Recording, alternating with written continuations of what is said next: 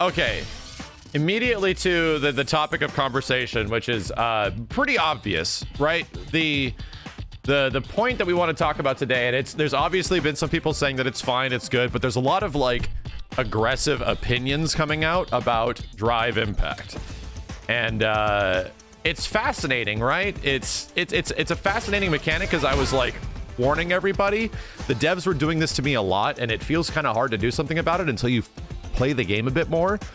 And it's mostly the fact that, yeah, it's good. It is quite good. So it is good. And I think that's the interesting part, is that it's arguably one of the most powerful inherent mechanics in a Street Fighter game since, like, I'd say maybe like red focus attack or parry. It's just really good, right? It comes out just to establish, like, how tough is this? It's 25 frames, right? Completely reactable, even if there's a couple of caked in frames for the online delay. Completely reactable. That's like 10 more frames beyond what human reactability is, which is fine. But it's not how fast it is the issue.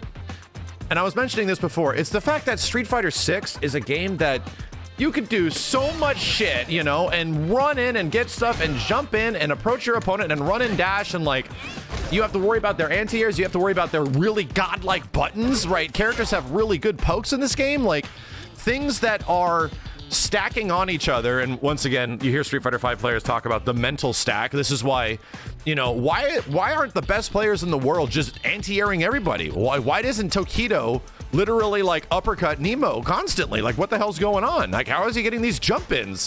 Why is jump in so powerful technically in Street Fighter V? Because there's a lot of shit you have to worry about on the ground as they're making their way in, you know? So that stack of like, okay, they can do this and this and this, and worrying about all that stuff and keeping your distance and doing all this shit from here, and oh god, characters can jump in and do that. You almost like, you're thinking about all this other stuff and your brain can only handle so much. All of a sudden they jumped in and just, you know, smack the shit out of you, big combo, and you're fucking toast. So that is really not that much different in Street Fighter 6 than Street Fighter 5, right? And in fact, I think it's worse in this game. That's what's crazy. I think in this game, like, the decision paralysis can be pretty huge, and some people will just flowchart through stuff, but as soon as like you interrupt that stuff and you actually have to make them start making decisions, you just win. It's really crazy, and that's fascinating. Like, to me, it's really cool how they specifically give you these tools for these reasons. You knock somebody down, like if I get like a knockdown with Kimberly here, this is like, I'm immediately plus on block, right? You do this shit, and off of like a knockdown, green stuff rush in is like, I'm plus frames. And that's in a game where most buttons do not have plus frames. So that's fascinating that there's these answers for shit, right? There's these answers for like all these different moments that happen from previous Street Fighter games, and they're trying to set up for some new interactions. Here's the thing about drive impact. It's completely reactable, so why the heck is everyone complaining about it? Number one, as we said, there's a lot of other shit to consider now. This is a game that's setting up for a lot more decision making than previous Street Fighter games. And also, you can jab people out of their drive impact. That gives you a little bit more time. It gives you a little bit more visual time in order to make a decision as far as what you need to do. But it's still hard, right? Even if you get jab and you DI back, it still requires a split second decision making process. And here's the other thing that a lot of people, and I kind of agree on this, because to get to the point of this, is drive impact overpowered? Yes, it is. Is it a problem? It's really not. Overpowered mechanics are actually something that's been kind of missing in a lot of fighting games, where something isn't inherently super good. You get things like, you know, like a red focus attack or something crazy in Street Fighter 4 that happens way later, or like a parry in Third Strike. It is kind of overpowered, and that's not a bad thing. That's actually, it's kind of dope that you get something that has a multifaceted, can be used offensively and defensively. It's sort of refreshing that that Street Fighter is setting up for something like that. And here's the problem. It sets up for badass moments. Like, you get people that eventually start using DI offensively, and what happens? It happens all the goddamn time in lower ranks. People use this as an offensive tool. They get in, they go right here, and they go bam, right? They mess you up. It is honestly like one of the most frustrating things to sit in gold rank, feel like you're playing footsies, and then get absolutely destroyed by this thing because it feels like their decision making behind it is just, oh, I'm just gonna do it, and you're worried about all this other shit. Trust me, I was there. I was in gold ranks last night with a character, with Kimberly, and I had to fight my way out of there. I was definitely there, and I feel like that can actually be a detriment to the game. Where if you're in gold ranks and people are just doing shit, it can be kind of rough. You're just sitting here feeling like you're down backing, just waiting for this shit, and you're gonna have to respond to it. It's overpowered. But here's the other thing. There's a ton of other shit that's overpowered in the game too. Here's some moments that I was running into. So here's Ryu doing this shit, right? I'm gonna try to hit him. Ryu, come on, we can do it. We can do it. Okay, Ryu, where is it? Where is it, man?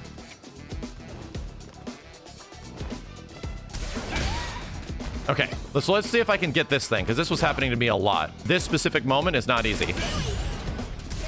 Obviously, parry's a big one, right? Obviously, parry's a big one, but I'm trying to get at this moment where you're fishing, right?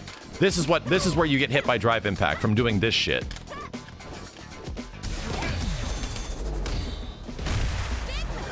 And yeah, here's the tough part of this. Normally in Street Fighter games, ever since Street Fighter 3, Third Strike, where does your buttons usually lie at, right? Where does your hand usually hover? And this is honestly, I think, contributing to why this mechanic is powerful. Usually your hands are over here on light punch and light kick, right? Usually your hands are right here because of throw tech. So for the past 24 years of Street Fighter games, they have taught us to keep our fingers right here.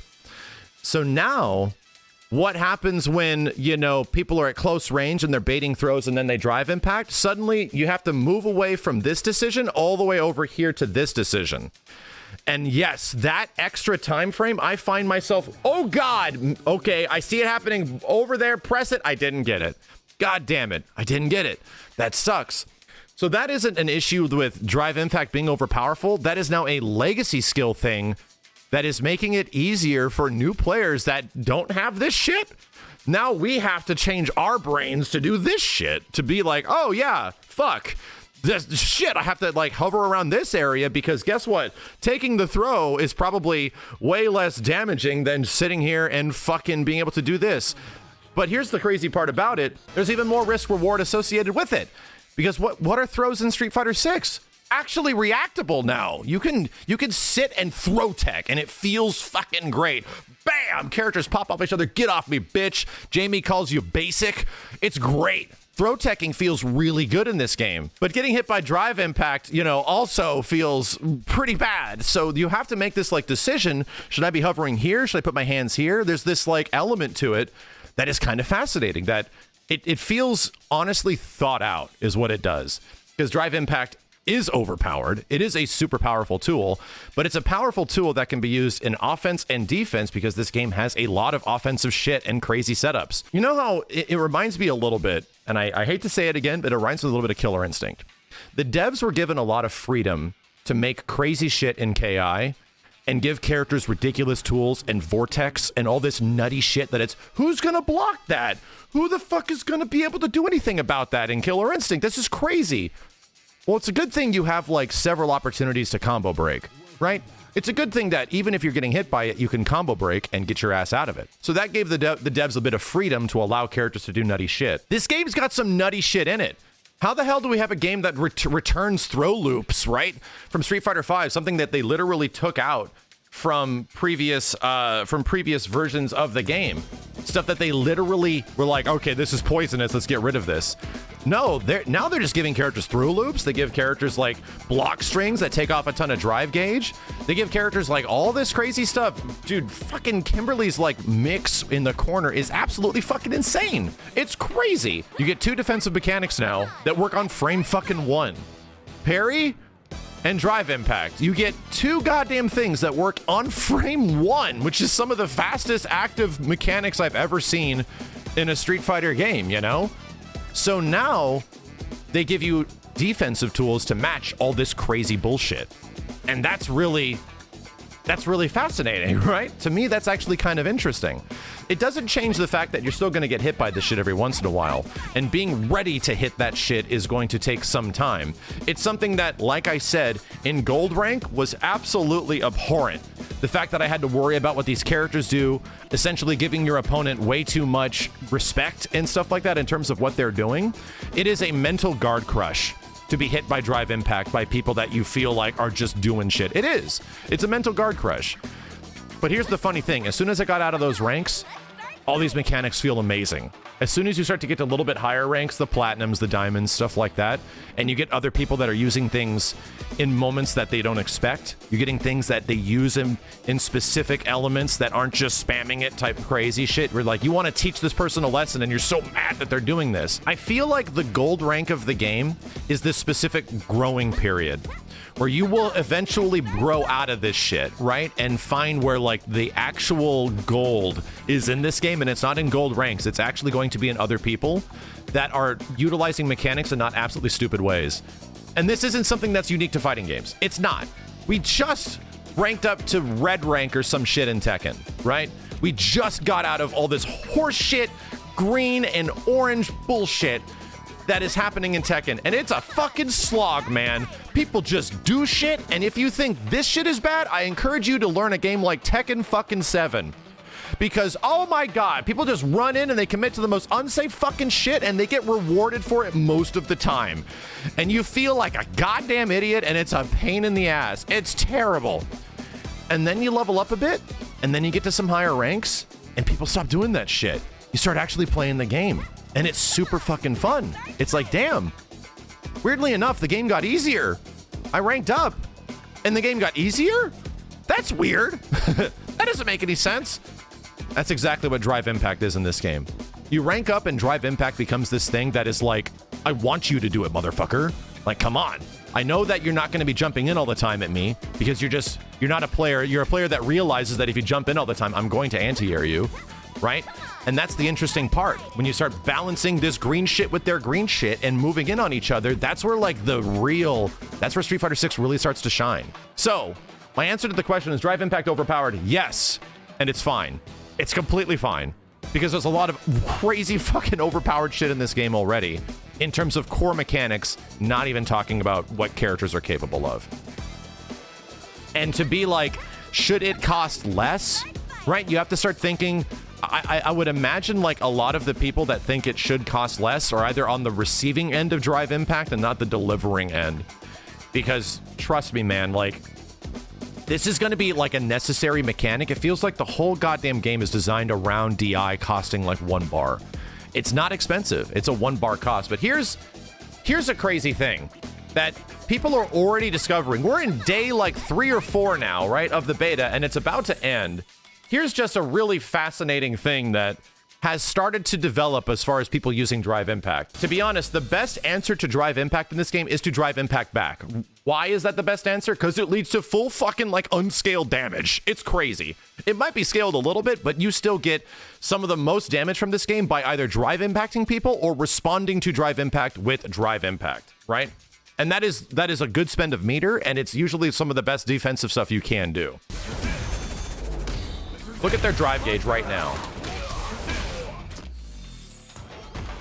He's down to 2.5 bars. I almost burned this dude out by soaking 1 Drive Impact with a Drive Impact response. Almost burned him out. So, if you respond to a Drive Impact with a comboable, like if you're able to combo into your own Drive Impact, yes, this combos, and it takes away a decent chunk. Because what's the most valuable thing in this game? Getting your opponent to burn out, right? It's corner carrying, and once again, it is leading to a state where you're also susceptible to this shit. So that's interesting, right? That's actually fairly interesting that all of a sudden, wow, there's way more ways that you can remove their green shit if you specifically are going for that.